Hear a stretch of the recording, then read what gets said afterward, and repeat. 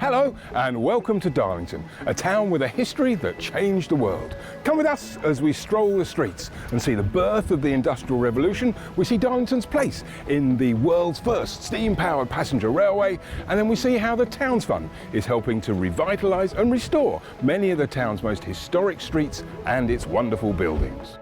During this series, we'll look at Northgate, which was once the grandest address in town, and we'll find out more about the plans to bring it back to its glory days. And we'll visit the iconic Northern Echo building with a sneak peek into its archives.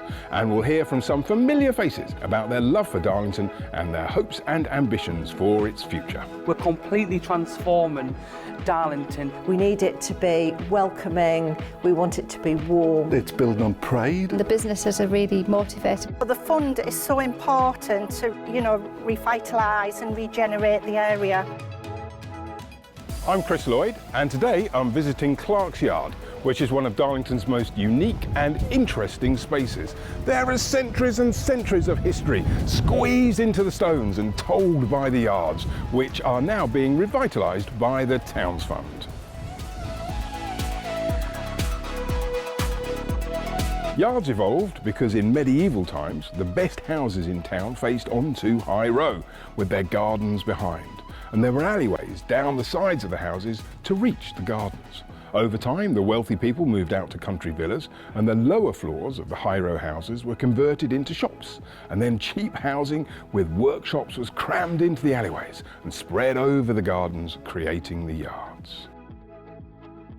The yards are rarely straight because one alley grew west from High Row and the other grew east from Skinnergate, and they needed this dog's leg kink to join them up in the middle. And this is known as a finkel, after an Old Norse word for bend or elbow.